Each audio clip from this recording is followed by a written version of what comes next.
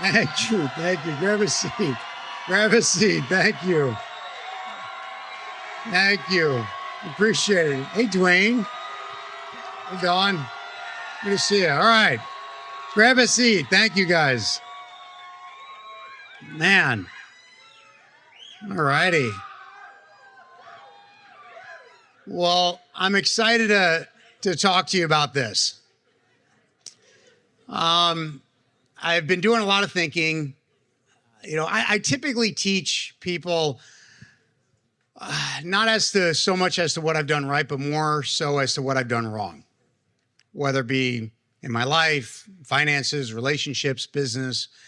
And one of the major things that I've done wrong in building my business is I haven't properly explained how I look at a group, how I look at my personal activity, or how I look at an individual on my team or a couple on my team's activity, or how I look at a leg and the activity that that leg is doing.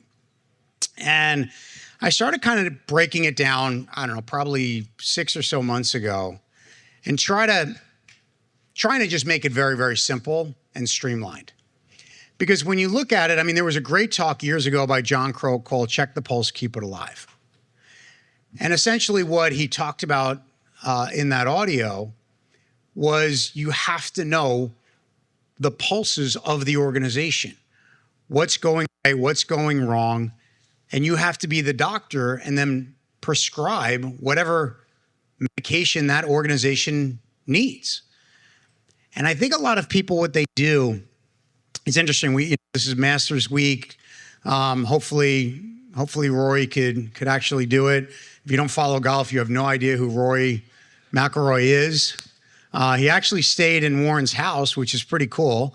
When I think they had the U.S. Open on Long Island at Bethpage Black, and he actually rented Warren's house, which is pretty cool. But anyway, he's a professional golfer, and this is Masters Week. And for anybody that follows golf, it's pretty much the biggest week of the year. There's 4 majors. This seems to be kind of the biggest major of them all. And I've been playing a lot of golf since I got out of my cancer journey.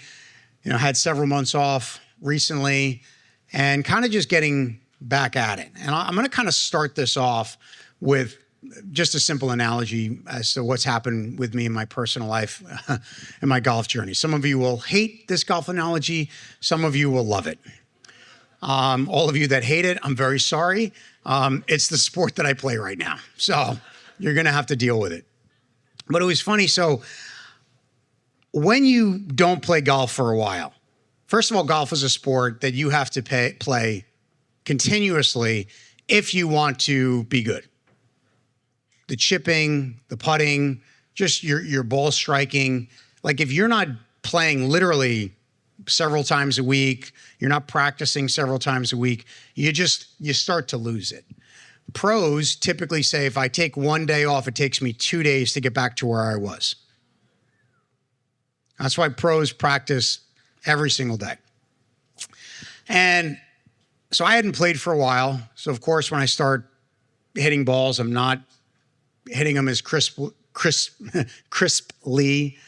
I'm not hitting it in the center of the face. When you hit a golf ball in the center of the face, it feels like almost squishy. It just bounces off the club face. When you don't hit it that way, it doesn't feel good, especially if you're playing in the cold. And I went out with one guy who's a great golfer. He's like a +5 or a +6. So the guy consistently shoots below par. And we played about 9 holes. And I went to go play with him that day because I said, hey, I'm just kind of starting to get back into it. Why don't you just kind of look at my swing, see what I'm doing, see what I'm not doing. And I have a tendency to go over the top. And when you go over the top, you kind of, cut across the ball. And if you know anything about golf, it's like it'll create a big slice, a big C. And what most people do with golf, and this is certainly a microcosm for the business for sure, a microcosm for life. Typically, they overcorrect and they try to do things that in their mind make sense, but in reality could produce a short-term result, but in reality, it's going to create a long-term much bigger problem than actually just getting to the root of the issue and actually fixing the problem. And so what I was doing is I was coming way over the top and swiping over the ball and all this sort of stuff. So we play about 9 holes. I'm playing about as bad as I could play. If I kept going, I think I was probably, 7, 8, 9 over for the front, which for me is really bad. And he goes, let's go to the range. And I said, yeah, that's a great idea. He goes, because I can't help you here really fix what you need to fix on the course. It's not the right place to do it. I said, okay, no problem. So we go to the range, and I know what to do mentally. But here's the problem. There's something in golf called feel versus real. This is such a good example for the business as well. Because a lot of the time you will feel like you are doing the right thing. It will feel good to you because you're comfortable with it.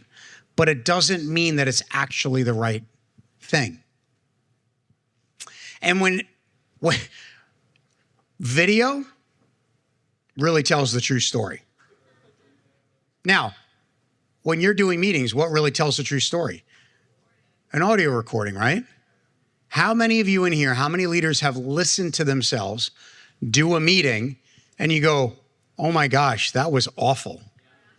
I see a lot of the women nodding their heads because they've had to listen to their husbands do those horrible meetings. I see Mike and I see Dana really laughing, which Dana's one of my favorite people to watch laugh. She has one of the best laughs in the world. So does Mike. You guys have like a good laugh combination. Right? You ever notice that? The two of them? I can't mimic their laugh, so I'm not going to try. Yeah, it's really good. I wish I could just get you to laugh like on command, but I'll have to do something funny. So anyway, but it's so true when a wife is watching the husband do a meeting and they see things that the husband isn't aware of because you're in the moment. As the guy, you're in the moment. You're just trying to do the meeting, get through the meeting. You're thinking about the next thing as opposed to listening. You're doing all these different things. Well, it's the same thing with golf. So when he was taking video of me and I saw the video, because he kept telling me, I'm like, I'm not doing that. He's like, no, you are. I'm like, I don't feel like I am. He goes, I know, but you definitely are. And I was like, okay. And he showed me the video and I was like, oh, I hate this game. Why do I torture myself? Right? Golf is such a weird game because like it's supposed to be relaxing and the ball doesn't move. Like you put the ball down and you just have to hit the ball. And it's amazing how you can't hit the ball the way that you want to. Anyway, so I see the video and he sets up he has like this little training aid. He sets up the training aid and I just start swinging and I start swinging. And at first I'm hitting it's basically a pole that comes out. And if you go over the top, you're going to hit the pole. So it's so funny. Your body will naturally correct itself because you know that there's an object there. You know that you can't hit the object. And as soon as you hit the object once and it makes a loud noise and the thing flies up in the air and, almost takes out your eye, you're like, I shouldn't do that again. I definitely am going to make sure that I stay into out. And it was so funny because, so we had that training session. I worked with the training aid that next week. I had one lesson after that, and then I had a tournament, and then I played with Warren and Brian. And they came out to Vero and just hung out. And the week before, if I played a full round, I probably would have shot in the high 80s, if not the mid 90s. Because I got a little bit of coaching, I shot a 79 in the tournament and then I shot a 77. I haven't been playing in a while. And when we played, right, I missed a bunch of putts. Like I was not putting good. Like I should have shot like a sub 70s with Brian and Warren. And the difference was taking the time to actually analyze what I was doing wrong. And then here's the toughest part: taking the time to get a new normal feel with the golf swing. Many of you have to do the same thing with your business. Many of you are used to maybe pushing somebody through a process as opposed to making sure that this is a good potential business. Many of you are good at going through the GSR, but you're not good essentially at really teaching them and making sure that you're educating them. And before you move on to whether it be product or whether it be storytelling, you went through your checklist and you said, well, I did a budget with them. That is probably one of the things that I hear the most is, well, I did the budget with them. People are not going to just get it because you go over with them one time. You have to be able to take a step back and say, do they understand this? And here's a simple way to know if they understand it. Can they explain it to you? Can they explain it to you? So you have to start to really think and understand like a coach. So as a coach, you need to look at your team and go, am I helping this person become a winning player? Well, if I can't help them do a budget properly, well, then I'm probably not going to be able to help them utilize the products and sell the Amway products properly, which then in turn, they're probably not going to tell a really good story. And do you see how it's a negative domino effect? Well, the same is true in reverse on the positive side. If you could get them good with a budget, now they have to do it, but you have to help them understand not only what a budget is and, like how you do it, but why they need to do it. The why is so important because that's really the thing that they have to focus in on. Because see, when you do something uncomfortable, like why did I take the time to fix my golf swing? Because I wanted to hit better golf shots. So I knew the why was very obvious. I wanted to start playing better again. Well, you have to attach the why to whatever you're trying to teach them. Because a lot of people are like, well, what a lot of people do is they look for the best excuse as to why they can't do it, as opposed to finding the reason as to why they need to do it. So you as a coach always have to be great at connecting that. So just to back up a little bit, let's talk about the 7 things real quick. And I'm going to kind of break them down in a decent amount of detail. I mean, I could literally spend, and I might do this as a series where I literally break down each of these 7 parts as like a 1-part series or a 7-part series. So part number 1 in this.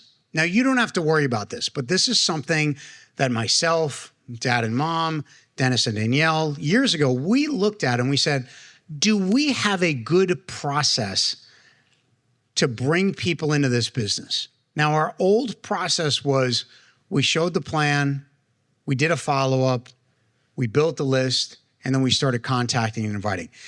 Did it work? Yes. But did it create a long-term result that we were actually excited about? No. So the first part, if we looked at the business this way, and we looked at it this way, we just, didn't have these 7 things broken down this way, but we looked at it. I remember me and Dennis and Dad and, Mom talking and being like, it works. We could get somebody sponsored, but there's something that we have to figure out in between this part because it's not producing a good result on the other end. It's not, because guys, it's not just about sponsoring. Sponsoring is one part of it, but that's not the only part of it. So the first question you have to ask yourself is, do we have a good process? Now, that is an unequivocal yes. Right now, we have a great process. 10 years from now, we might need a different process. We might need to adjust it, whatever it is. But that's the first thing you start with. Now, number 2, what's number 2? Number 2 is, how are the people that I'm bringing into a process? How are they? What are we looking for? Is this person, see, what I'm looking for is somebody who's going to pursue me. I'm looking for somebody that sees value in what I'm talking to them about. If they don't see value in what I'm talking to them about, well, now I go from the driver's seat to the passenger seat. I go from qualifying them to selling them. You never want to be in the selling mode. Why would I sell a 19-year-old to meet with my father. My dad and mom are the successful ones. They built a great life. They have a great marriage. They have, phenomenal kids. Their oldest is amazing. The youngest is good, but not as good. Anytime I say that, it's typically opposite day. So Danielle is somebody I deeply admire and respect, and Dennis as well. But seriously, why would I be selling a 19-year-old kid who has no really success, saying, man, like Dad, you really need to meet with this 19-year-old? And see, the way that I looked at it in the business was I would say, okay, well, if you had an opportunity to meet with, let's say, Jeff Bezos. Let's say Jeff Bezos was your dad, and you had your 19-year-old friend who was looking for a job. Would you be going, Dad, man, Tommy's great, man. You gotta hire him. Like, he could really help Amazon. Like, he'll get you to the next level. Like, would you be saying, like, of course not. That would be ridiculous. But then, why do we do that in this business? Why do you think you need that person more than they need you? See, you're the gatekeeper. You may not be the mentor now, but you're the connector. You're the person that's going to open the door, potentially, to somebody that could help really transform their life through the Amway opportunity. And guys, we don't build Amway the way that everybody else builds, whether it be Amway or a network marketing business.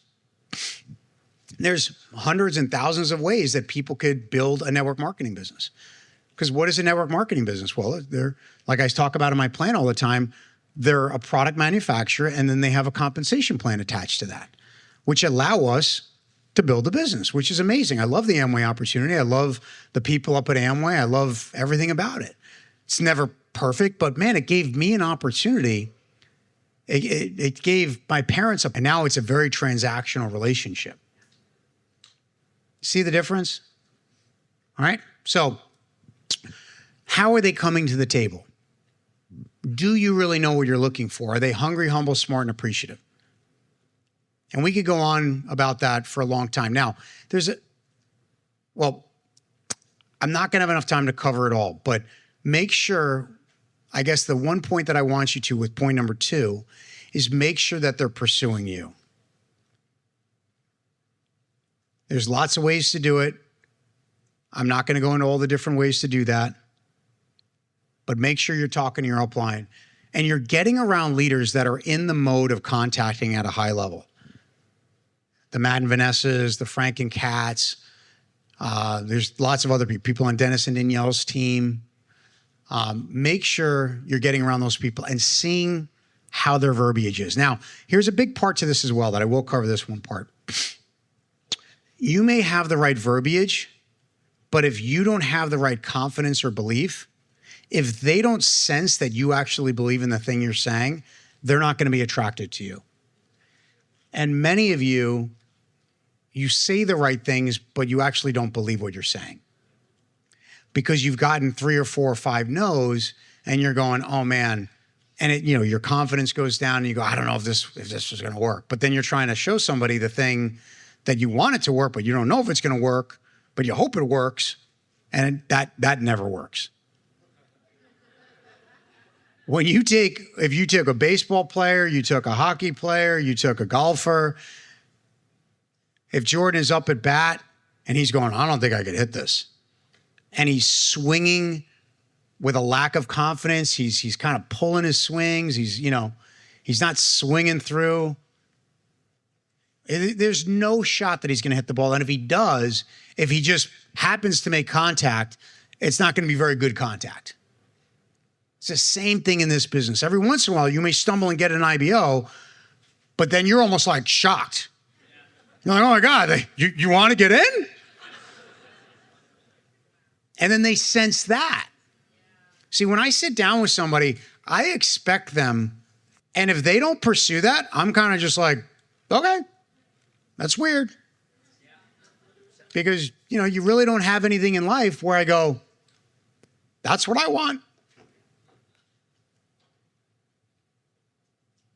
So Charlie was very clear that Charlie and Ann were the authorities on success. It wasn't my parents. It was very clear that my parents were the authorities on success, not me.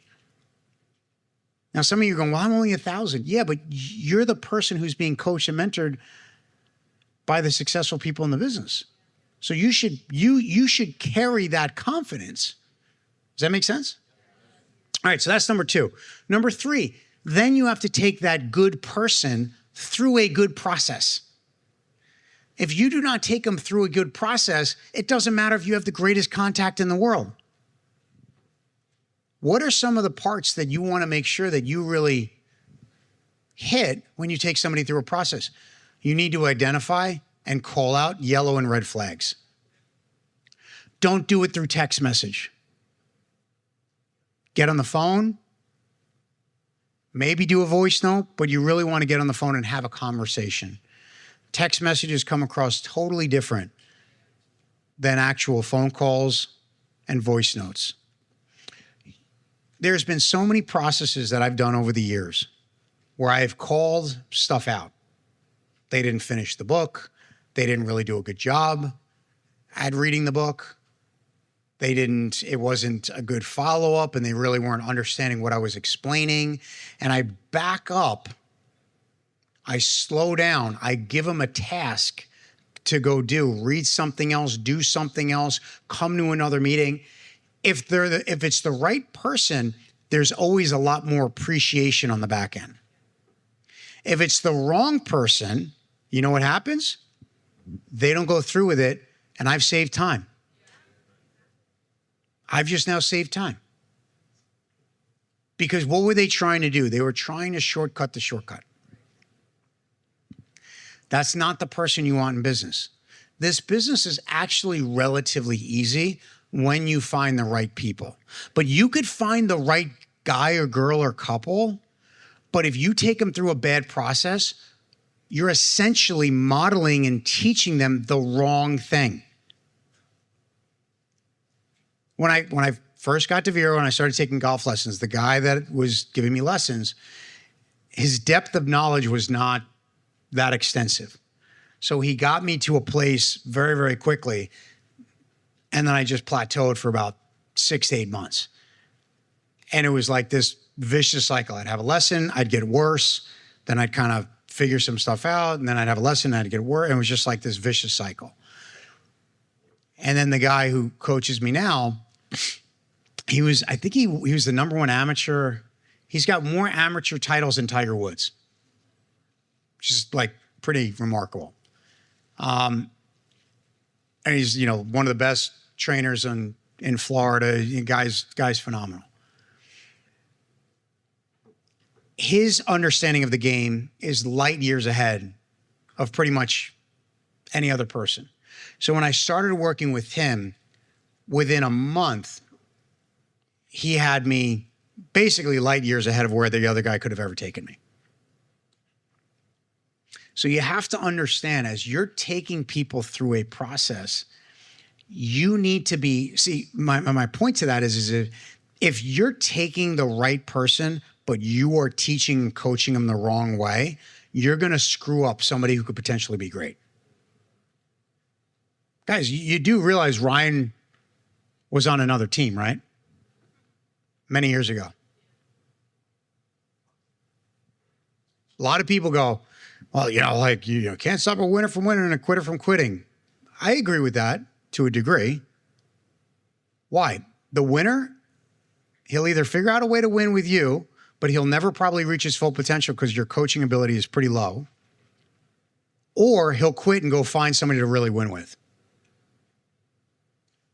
So the question is okay, do you really know how to help them understand what this is about, what they could do with this business, what it could add to their life, how it could impact their family, how it could impact their finances, all of these things. Don't try to shortcut the shortcut. Don't try to get an IBO. Try to look at it as if you were going to invest $1 million into this person to open up a business, would you feel comfortable? See, if you put $1 million on the table and said, hey, I got to invest $1 million into this person's, and you only got, let's say you got 1 million bucks and you were going to invest in one person, wouldn't you interview people a little differently? Now, I'm not saying you're looking to be so strict where you blow everybody out. But what you're looking for is you're looking for a desire to grow, change, and learn. You're looking for somebody that's really going to go, oh yeah, that makes it. Like, are they easily coachable? Like, if I can't coach somebody, I don't even try. I'm just like, okay, cool. Like, figure it out on your own. Like, if you know everything, cool, perfect, figure it out. And you'll have some people like that, and that's okay. You know what you could do? Get more with. Get more with. So, that's number 3. Now, I've contacted somebody good. I've taken them through a good process. Now what? I got to get them started right. Now, back to some of the earlier points that I was making, where if you're just blasting through the Getting Started Right booklet and checklist, it's not about you getting through it. It's about you getting them to actually understand what and why they need to do this. Some people get into the business and they want to reinvent the wheel. No, I just want to teach you how to ride the bike. It's got 2 wheels. Just get on the bike and let me teach you how to ride. You don't need to reinvent the bike. And a lot of people, what they do is they think that their way is better. I got to be honest, I don't try to work with people like that. I'll explain it to them. And if somebody's like, well, I have an idea, I have this. Okay, great. I'll listen to them, but I'm also going to get them pretty quickly understanding that, look, until you actually have built this successfully, and I will say this in a nice way, I really don't care so much about what their idea is, because they have no basis of understanding. That would be like me going to my golf coach and being like, hey, I've never played golf, but let me teach you how to swing a golf club. Let me teach you how to swing a bat. Let me teach you how to throw a football. I've never done it, but I think I have some ideas. And I played other sports, so, yeah, there may be some crossover, but why wouldn't you just listen to the professional? See, when you go platinum, when you go emerald, when you go diamond and above, you are becoming a professional in this business. I say platinum is kind of like college. You go emerald, it's more like, semi-pro, minor league, stuff like that. Diamond is okay, now you're really a professional. And you keep elevating your knowledge and your understanding around the business. So when you're getting somebody started, take your time.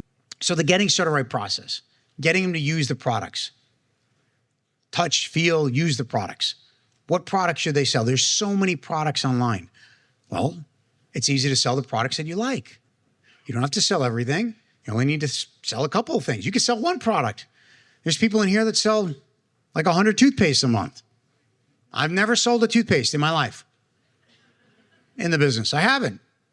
But I've sold a lot of nutritional products. I've sold a lot of excess. I've sold a lot of, skincare products actually over the years. But I've never sold a toothpaste. I've sold water filters. But I'm not out of business because I didn't sell a toothpaste. I just don't understand how a lot of the people in this room sell toothpaste. But I wasn't oh gosh, I need to go sell toothpaste. No, I talked to my mentor and they said, well, Tony, where do you what products are you using? What do you feel comfortable? I said, well, I feel comfortable talking about the health and nutrition stuff. Great, sell that. I was like, okay. Your job as a coach and as a mentor is to make things that might be a little complicated simple. Make it simple. When you make it simple, it works out a lot better. Make sense? All right? If you make things really complex, and my mind kind of leans more towards Like I like complex things and blah, blah, blah. But I've learned to just break down sometimes complex things to make them very simple so that I could teach them. All right, so that's the GSR process. Now, the next part, culture. This I will 100% do a talk on because I'm running out of time. But culture is so important. What do you want your culture to be like? Now, here's what I did wrong coming up in the business. When I started building my business, I was a hockey player or former hockey player. Hockey is not exactly a gentle sport. We were literally punching the beep out of each other at 6, 7, 8 years old. My dad knows. He was in the locker room watching it. We would put helmets and gloves on, and literally, it was like cockfights for 7-year-olds. I mean, we would just wail on each other. It's just a rough sport. You know, now, coming into this is a business about love. And working with people and being patient and forgiveness.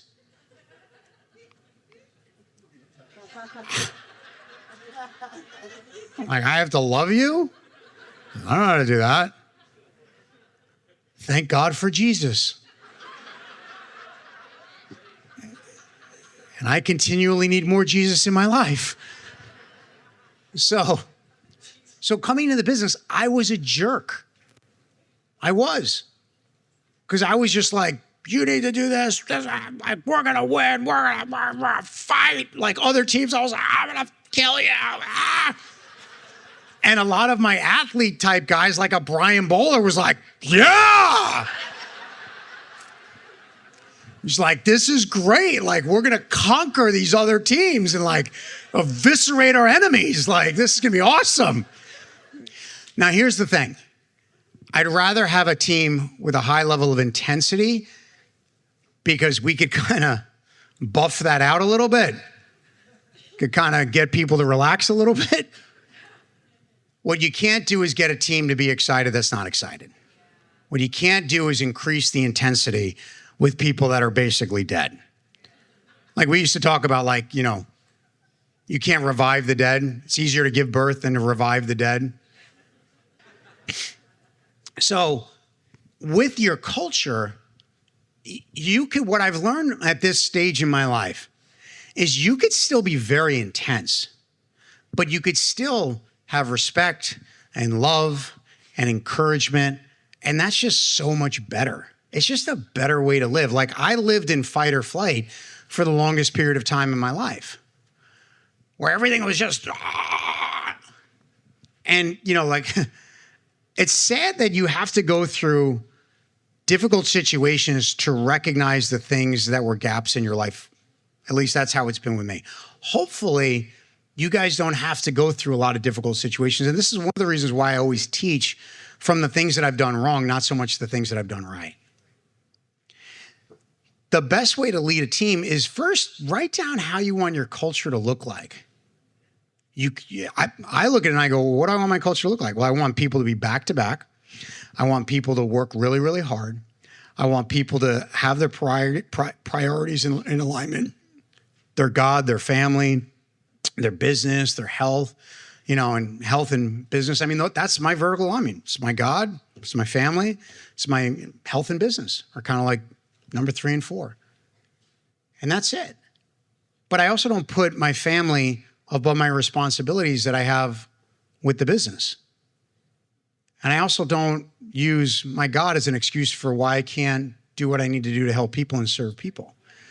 See, the thing that's given me so much joy and has got me through some really difficult times in my life is the fact that I have the ability to serve. I don't always do it right. It's messy at points. But here's the thing that I will never stop doing. Changing and growing and developing, apologizing and saying I'm sorry, and continuing to serve. And when you try to build out a culture, if your leader or your people on your team know that, well, first of all, you as an individual are going to make mistakes. have grace with your downline. And your downline, unfortunately, is always going to have less grace with you than you with them. Just understand that. It's okay. Everybody's journey is their journey. But can you unconditionally love them despite how they are at points? Now, here's the other thing. You're not beholden to any one IBO ship in your downline. You know what you could do? Go get with. Go work with other people. And just love them and let them grow at their pace. Because honestly, if you're putting pressure on them to do what they need to do so that you move on, you're wrong. I've never done that with my leaders. I'm not going, you need to go diamond so that I move on to another level. I don't care. Well, they go diamond, they go diamond.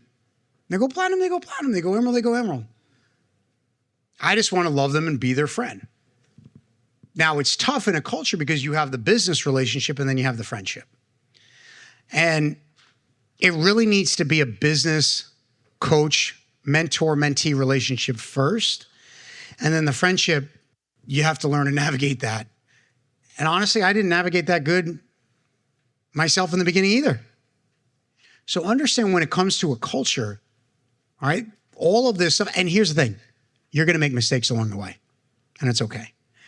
Have grace with one another. Because at the end of the day, hey, look, you guys know my grandmother passed today or early this morning. All this stuff, all the little things that you're getting upset about on a day-to-day basis, all the things that I was fretting about on a day-to-day basis, it really doesn't matter. It really doesn't matter, okay? What matters is how did you live your life treating people? Did your life get sucked up by all the dumb drama and gossip and fretting and all the things that you can't control in many cases? And obviously some things you can. But did you lose your life because of that sort of stuff? How crazy would that be, right? You see people that don't talk to each other, family members that don't talk to each other for years. Now, maybe one family member is totally crazy and no matter what you do, you can't, there's, you need to create boundaries. I get that. But there's a lot of people that don't talk to their family members over silly little things. And they get spiteful and they get bitter and they get angry. The bitterness, the anger, all of that really hurts you. It hurts you if you don't let it go. A lot of times I don't even know. But that person essentially is controlling you and they don't even know it. Or maybe they do and they're enjoying it. Don't give somebody that much power in your life.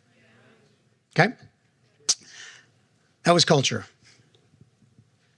Next part is work ethic. So you can look at the work ethic in an organization. You can look at the work ethic in an individual. You can look at the work ethic on a team or an individual. Check the work ethic. And then the last part is the structure. Is the individual or the couple getting structure? How's the structure of the team? And see, if you look at all of those, really, you don't even have to look at number 1, but if you look at 2 through 7, it becomes very easy to analyze your business as to where you are. Because if your business isn't growing, it's typically, right, Matt? It's typically your contacts, your process, and you're getting started. Because the culture, not that the culture is easy, but I mean, right, with your culture, I said, hey, just have fun, hang out with your people a little bit more, spend a little bit more time, don't be as transactional. And that was a big thing. It was a little thing that made a big difference. And my last, I'm over time. I want to hear from Charlie and Ann. But just to close out, I want you to all understand that you're so much closer than you actually think you are. Lewis and Jackie, I had a counseling session with them a couple years ago, and they seem to be doing everything on point. I said, guys, the one gap that I see is that you haven't gone back to board plans. You haven't gone back to where you're able to do meetings in specific groups and specific legs to see what's going on in those groups. I go, and that's a big gap. And they didn't fight me on it, but they didn't want to go back to it because it was easier to do it online. It was easier to do it in bigger meetings. It was easier. And I said, just try it out for 6 months. And you ask them. That was the last piece to their puzzle that literally took them from 250 people to where they are now with, 1,400 people. For Matt and Vanessa, it's a different story. For Frank and Kat, it's a different story. For Brian and Steve, it's a different story. For Dennis and Neil, it's a different, whatever it is. But a lot of you are thinking that you're so far away when you're really not. And the things that are going good in your organization, make sure you write them down. Make sure you write them down. Make sure you always check back. So, man, when I was playing good, what was I doing? How was I swinging? How was I practicing? When I was sponsoring good, what was I doing? When I was contacting good, what was I doing? What was I reading? What was I listening to? What were my habits like? How was I speaking?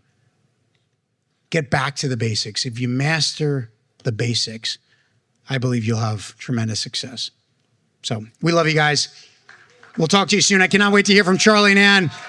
Have a great night. For the calendar year 2024, the average income from Amway for all U.S. registered IBOs